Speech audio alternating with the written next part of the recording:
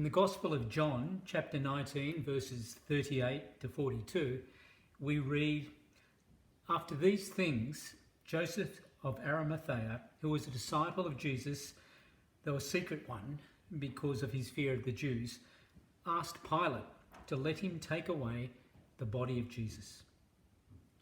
Pilate gave him permission, so he came and removed his body. Nicodemus, who had first come to Jesus by night, also came, bringing a mixture of myrrh and aloes, weighing about 100 pounds. They took the body of Jesus and wrapped it with spices in linen cloths, according to the burial custom of the Jews. Now there was a garden in the place where he was crucified, and in the garden there was a new tomb in which no one had ever been laid. And so, because it was the Jewish day of preparation and the tomb was nearby, they laid Jesus there."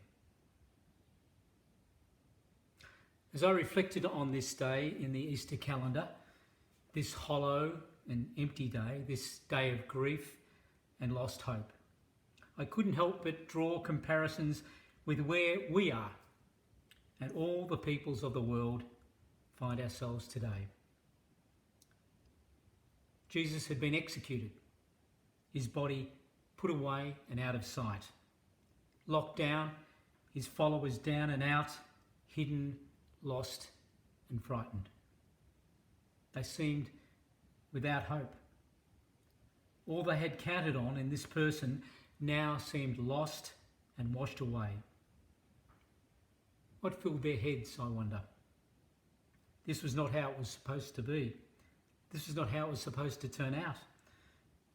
What now? So to us. We are locked down and hidden away. In a sense, buried and entombed. Hopes have been scattered for many. Lives lost, jobs lost, and livelihoods threatened.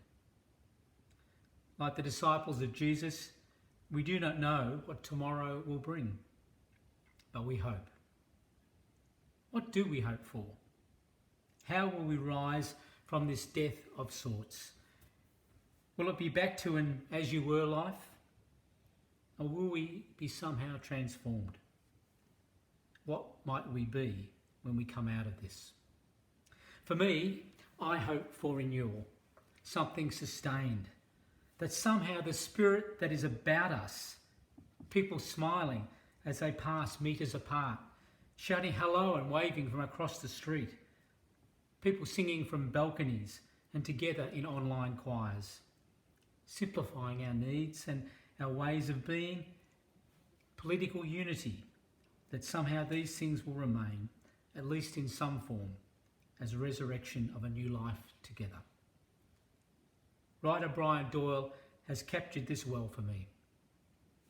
He says, "What might we be as a species in years to come? Oh what, oh God, tell me. Oh people, tell me.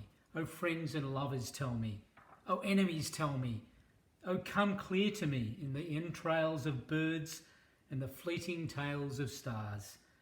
What might we be if we rise and evolve, if we reach and leap, if we deepen and sing, if we come further down from the brooding trees and out into the smiling plain, if we unclench the fist and drop the dagger, if we emerge blinking from the fort and the stockade and the prison, if we smash the bricks from around our hearts, if we cease to stagger and swagger, if we peel the steel from our eyes, if we yearn and learn, if we do what we say we will do, if we act as if our words really matter, if our words become muscled memory, if we grow a fifth chamber in our hearts and a seventh and a ninth, and become as if new creatures arisen from our shucked skins, creatures who become what we are so patently and brilliantly and utterly and wholly capable of.